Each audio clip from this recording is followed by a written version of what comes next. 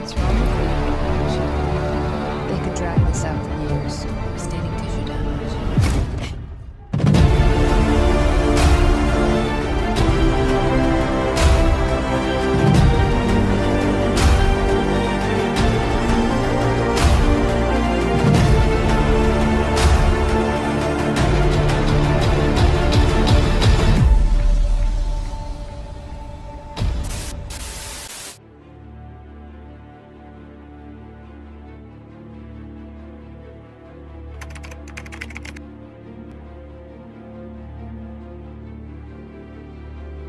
Berlatarkan di kota New Jersey pada tahun 1925, kita akan diperlihatkan dua orang gadis bersaudara.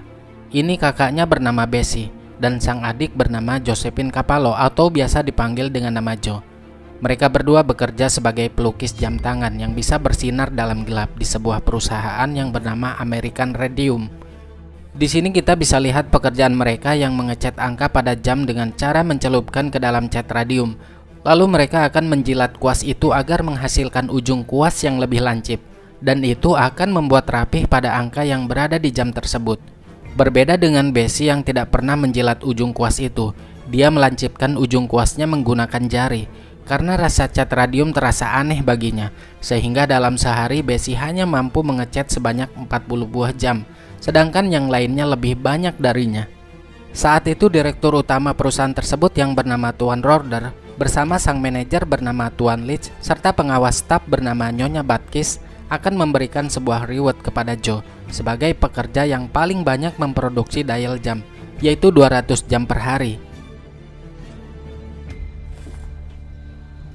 Josephine Cavallo. Thank you, Mr. Roder. Thank you. Setelah itu Bessie bertemu dengan seorang pria bernama Walt, yaitu seorang fotografer muda yang ditugaskan untuk mengambil foto para pekerja yang sedang beraktivitas membuat lukisan angka jam agar bisa dimuat di surat kabar. Pertama kali bertemu, mereka berdua sudah memiliki perasaan ketertarikan satu sama lain. Di sini Bessie dan teman-temannya mengundang Walt untuk menghadiri pesta mereka malam ini. Di malam harinya terlihat mereka sedang bersenang-senang dengan melukis wajah mereka masing-masing menggunakan cat radium. Tiba-tiba terdengar suara langkah kaki. Mereka mengira itu adalah Tuan Leach. Mereka bergegas bersembunyi dari sana. Namun ternyata itu adalah Walt yang datang menghampirinya.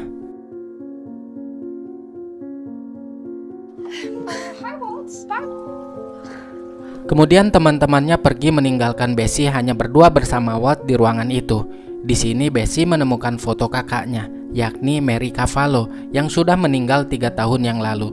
Bessie bercerita, sepeninggalan orang tuanya saat mereka masih kecil, sang kakaklah yang menghidupi mereka dari hasil kerja di perusahaan American Radium, dan kini mereka tinggal bersama kakeknya. Melihat Bessie dalam keadaan sedih, akhirnya Walt pun menghibur dengan mengajak dansa hingga larut malam. Lalu di pagi harinya saat Bessie terbangun, dia langsung membuka sebuah box milik kakaknya.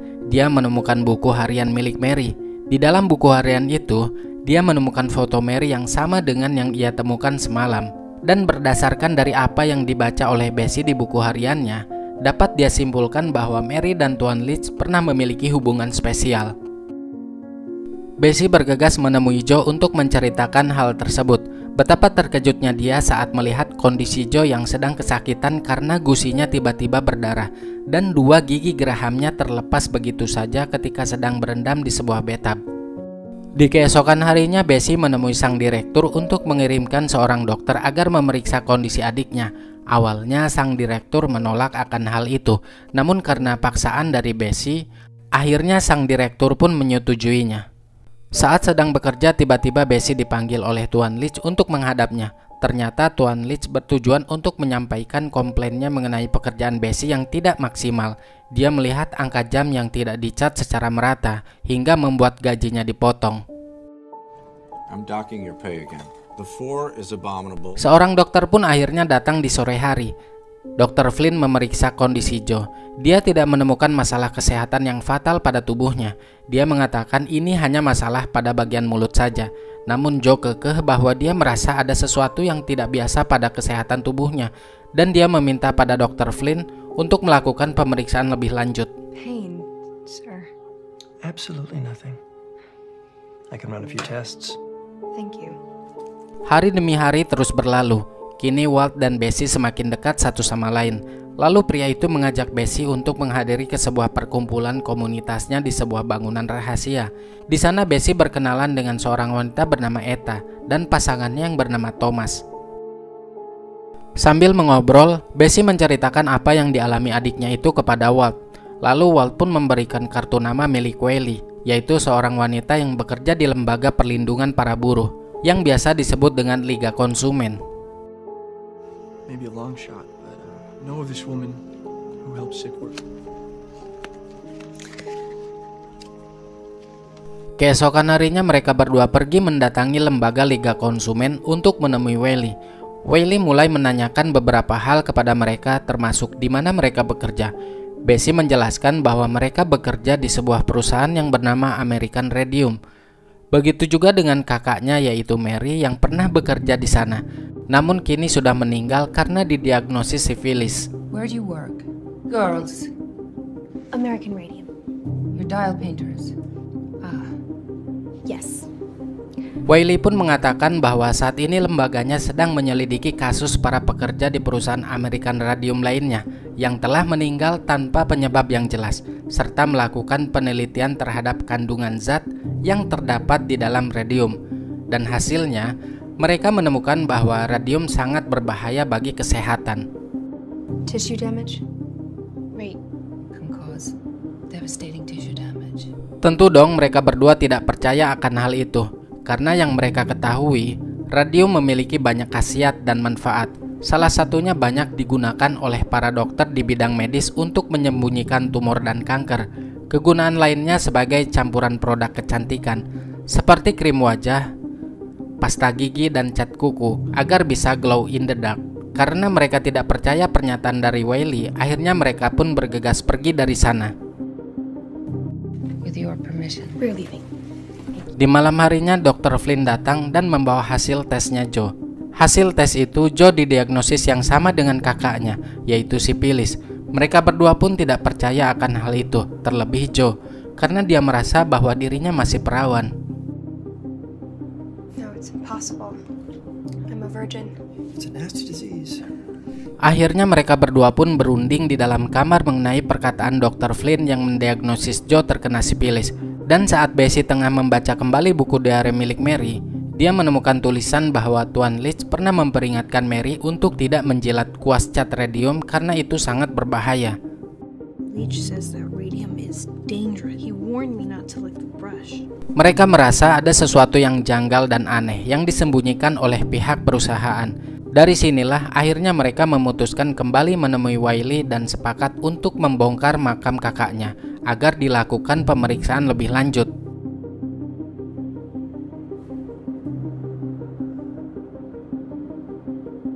Setelah dibongkar dan diperiksa, betapa terkejutnya mereka saat menemukan racun radium yang cukup banyak pada tulang Mary, yaitu 1000 kali lipat dari batas normal, dan keracunan radium adalah penyebab dari meninggalnya Mary.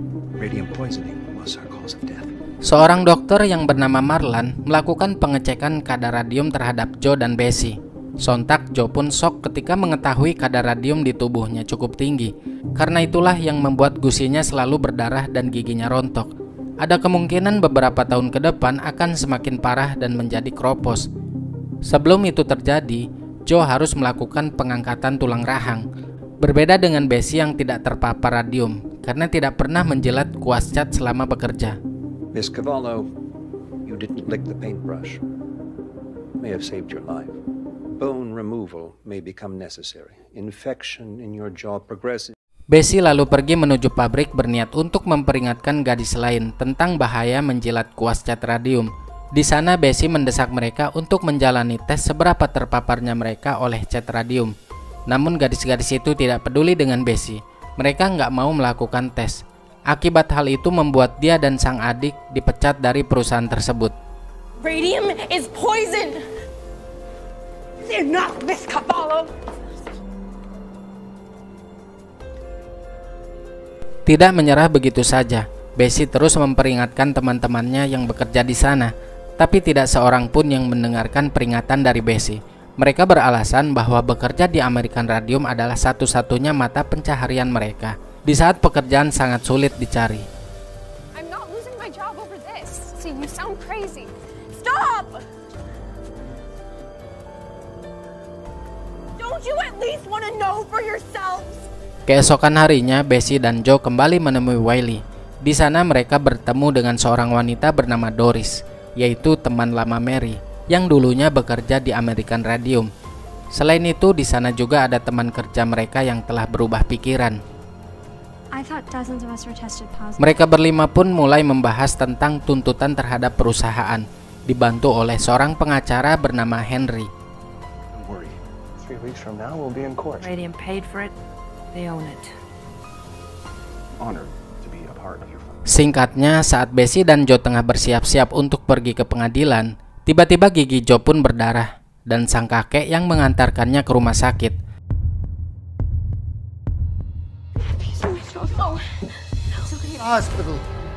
I'll come as soon as I can. Setelah sampai di rumah sakit, ternyata infeksi di rongga mulut Joe semakin parah dan harus segera dilakukan pengangkatan tulang rahang gigi, sehingga dia tidak bisa hadir dalam pengadilan. Persidangan itu pun dihadiri oleh banyak wartawan yang akan meliputnya. Perwakilan dari pihak perusahaan tentunya hadir di sana. Doris memberikan kesaksian pertamanya dengan mengatakan bahwa Nyonya Batkis memerintahkan mereka untuk menjilat kuas yang telah dicelupkan ke dalam cat radium. Katanya radium itu sangat baik untuk tubuh serta membuat pipinya jadi lebih glowing. Namun faktanya, yang dia dapatkan malah membuat pipinya menjadi rusak dan rahangnya telah patah. Selanjutnya kesaksian diberikan oleh Paula. Awalnya dia tidak percaya dengan apa yang dikatakan oleh Bessie. Namun ketika dia merasakan sakit pada lututnya, ditambah sekarang dia tidak sanggup menggendong anaknya sendiri, akhirnya kakinya pun harus menggunakan gips karena terjadi pengapuran pada kakinya. Kesaksian selanjutnya diberikan oleh Dr. Marlan yang mengecek racun radium pada Joe dan tulang Mary. Dia juga menunjukkan bukti-bukti hasil dari 3 lab yang berbeda-beda. Di sana sang dokter menjelaskan bahwa 9 orang pekerja pabrik termasuk Mary di dalamnya telah meninggoy karena terpapar radium yang tinggi. Bones of the already deceased dial painter. Autopsy results were confirmed active and will be from poisoning as radium caused the death of Mary Cavallo. Dr. Flynn selaku perwakilan dari pihak perusahaan membantah tuduhan itu. Dia mengatakan jika Joe terkena infeksi penyakit sifilis. Sang pengacara dari pihak korban pun mempertanyakan kredibilitas Dr. Flynn sebagai dokter medis. A license to practice medicine, Mr. Flint? I hold a doc and a physiologist with the United... Are you a medical doctor, sir? As I was saying, I hold a doctorate in Are you a philology. medical doctor, yes? No. Setelah melalui perdebatan yang cukup menguras emosi, akhirnya Dr. Flynn pun mengaku bahwa dia bukanlah dokter medis yang berlisensi. Artinya selama ini Dr. Flynn hanya dokter ilegal saja. Kini giliran sang direktur yakni Tuan Rorder yang memberikan kesaksian. Dia mengatakan dirinya tidak mengetahui jika Dr. Flynn bukanlah seorang dokter ahli medis. Dalam kesaksian itu, sang direktur juga menjelaskan bahwa 5 tahun yang lalu dia pernah melakukan studi penelitian tentang racun radium. Saat itu dia mengundang dan disaksikan oleh seorang profesor dari salah satu universitas di Harvard. Dan hasilnya, radium tidaklah berbahaya bagi kesehatan. Persidangan pertama di hari itu pun telah berakhir. Flint is a scientist of the highest caliber. In order to smear their reputations. Did you pay Dr. Flint to diagnose the Karena seluruh bukti dan kesaksian yang telah dikumpulkan dari pihak Bessie tidak cukup kuat, akhirnya Bessie pun mendatangi Tuan Leach, yaitu mantan pimpinannya dulu, yang kini dalam keadaan sakit dan sedang dirawat karena terpapar racun dari radium itu. Dan ternyata guys, selama ini Tuan Leach mengetahui hasil penelitian racun radium yang pernah dilakukan oleh pihak perusahaan. Namun hasil penelitian itu tidak diperbolehkan untuk dipublik, apalagi diberitahukan kepada para pekerja di sana. Tentunya semua itu atas perintah dari Tuan Rorder. Selama ini Tuan Rorder telah memalsukan hasil penelitiannya. Awalnya Tuan Leach menolak, namun karena terus-terusan memohon dan mengatakan semua ini dia lakukan demi Mary, sang adik dan yang lainnya, akhirnya beliau pun mau menjadi saksi di sana. Take American Radium down. Please, Walter. No. You'll never win. Died from radium poisoning. Please. If you loved her. I'll do it, Bessie. Okay. Singkat cerita, sidang kembali dilanjutkan dan kini giliran Bessie untuk menjadi saksi. Bessie pun menjelaskan bahwa adiknya tidak bisa ikut persidangan karena harus istirahat pasca pengangkatan tulang rahang. Bessie mengatakan bahwa dirinya memiliki bukti kuat tentang perusahaan yang selama ini telah berbohong. Selain itu, Bessie juga membawa buku harian Mary yang isinya tentang Mary yang sudah diperingatkan oleh Tuan Leach mengenai bahayanya radium. Dia berjanji akan menghadirkan Tuan Leach sebagai saksi di persidangan berikutnya. Mendengar hal itu membuat pihak perusahaan jadi panik dan takut jika benar Tuan Leach akan datang di persidangan. These outrageous allegations, Miss Caval. No, I can't. But Mr. Leach can. Sejak saat itu nama Bessie dan kawan-kawan menjadi terkenal setelah dirinya membeberkan kebusukan perusahaan American Radium.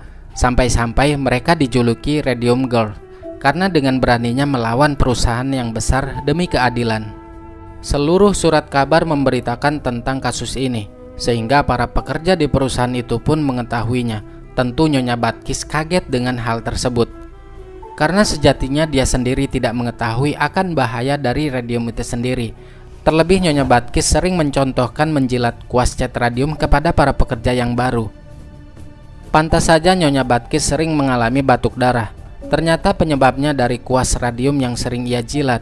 Dia pun segera menghubungi seorang ilmuwan Universitas Harvard yang dulu pernah melakukan penelitian terhadap bahaya radium. Ilmuwan tersebut bernama Nyonya Catherine.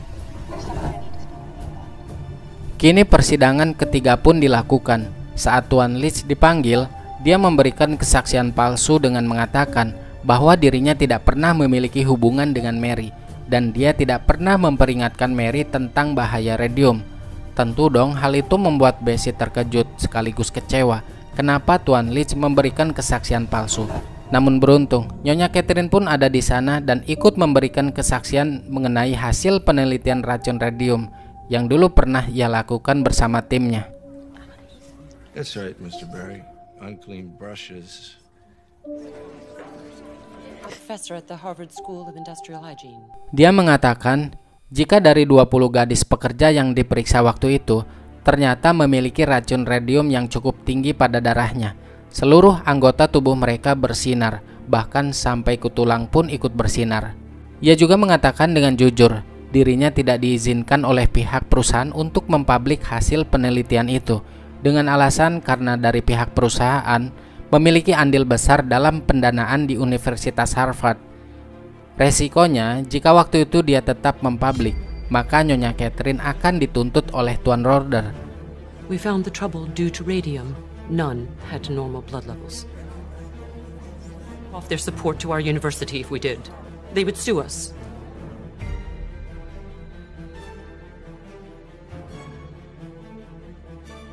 Setelah memberikan kesaksiannya, Tuan Roeder meminta kepada hakim untuk memberikan waktu penundaan sidang kurang lebih selama 18 minggu dengan dalih bahwa juru saksi mereka sedang berada di luar negeri. Hakim pun akhirnya menyetujui hal tersebut.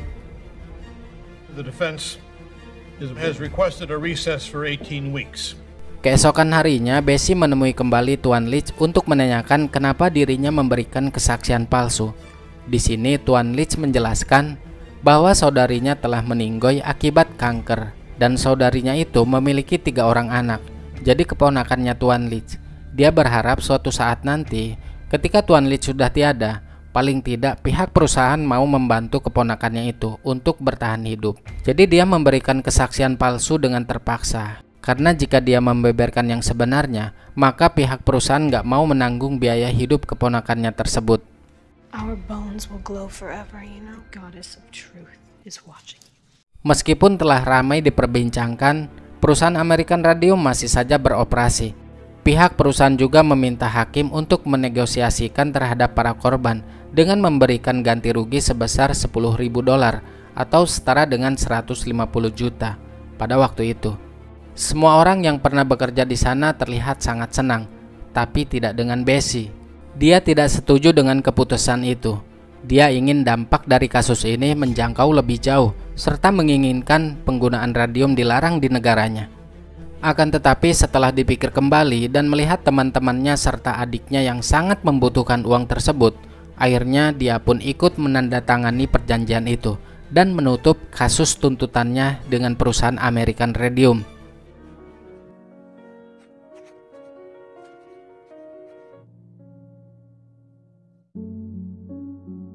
Dengan uang $10.000, Bessie pun kemudian membeli rumah baru untuk mereka tinggali. Uang itu juga digunakan untuk mengobati kesembuhan Joe yang kini masih terus dilakukan. Seluruh pekerja di perusahaan American Radium mengucapkan terima kasih kepada Radium Girls karena telah menyuarakan hak-hak mereka sebagai buruh. Meskipun beberapa dari mereka ada yang kondisi kesehatannya cukup memprihatinkan, namun mereka tetap menghargai perjuangan Bessie dan teman-temannya. Setelah peristiwa itu, seluruh masyarakat mengadakan demo besar-besaran, sehingga pabrik dan perusahaan American Radium mengalami bangkrut, dan Tuan Roeder pun mengundurkan diri.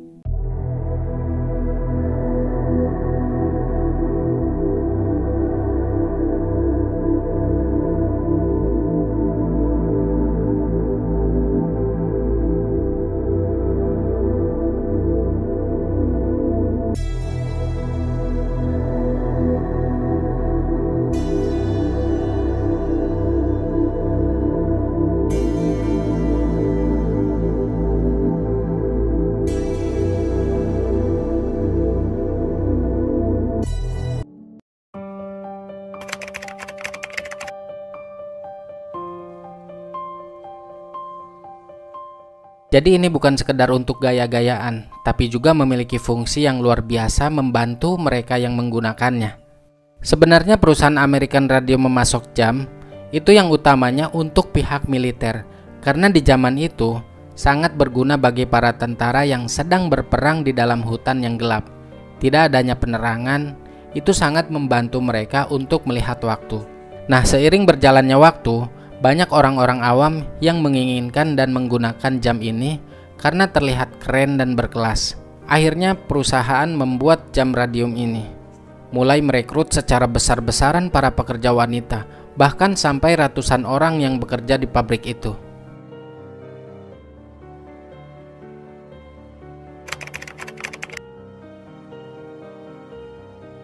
Karena wanita lebih telaten dan teliti dalam segala bentuk pekerjaan, apalagi mengenai pengecetan angka di dalam dial jam yang sekecil itu, butuh kesabaran untuk mengerjakannya.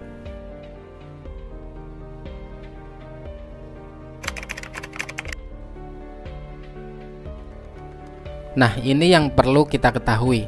Sebenarnya penggunaan cat radium ini bisa dibilang cukup berbahaya apabila terpapar langsung masuk ke dalam tubuh. Lama-kelamaan radium ini akan menimbulkan banyak penyakit jika sudah masuk ke dalam tubuh. Bisa menyebabkan kanker, tumor, pengeroposan tulang, dan lain-lain.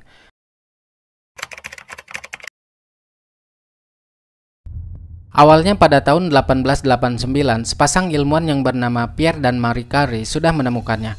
Namun di tahun 1990, zat-zat ini bisa diisolasi untuk dikembangkan lagi fungsinya.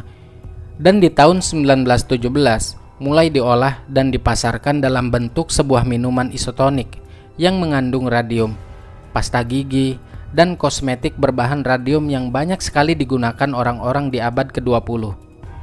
Sebenarnya pada waktu itu orang-orang menyadari jika zat radium ini berbahaya dan dipercaya juga dapat menyembuhkan penyakit yang ada di dalam tubuh.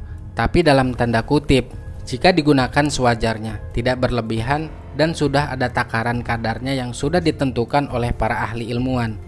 Ajaibnya, bahan radium ini dapat menyerap cahaya di siang hari dan akan memancarkan cahaya tersebut di tempat yang gelap.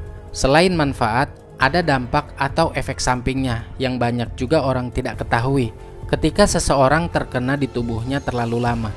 Jadi saat radium berada di aliran darah manusia, radium akan memancarkan partikel alfa ke sel-sel yang terdapat di dekatnya dan akan membuat sel-sel tersebut bermutasi tanpa terkendali.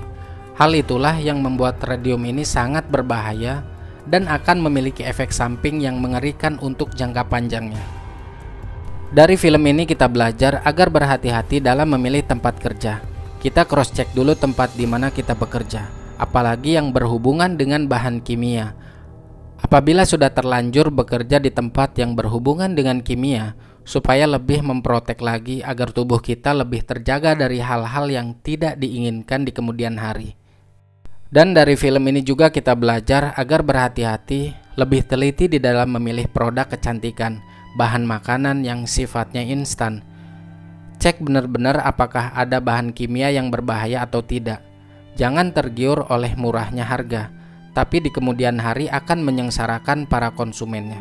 Memang hidup dan mati sudah ada yang ngatur, tapi tugas kita sebagai manusia, sebagai makhluk hidup, yaitu menjaga amanah dari Sang Pencipta, berupa kesehatan. Semoga informasi ini bisa bermanfaat. Cukup sekian dan terima kasih. Sampai jumpa lagi di video berikutnya.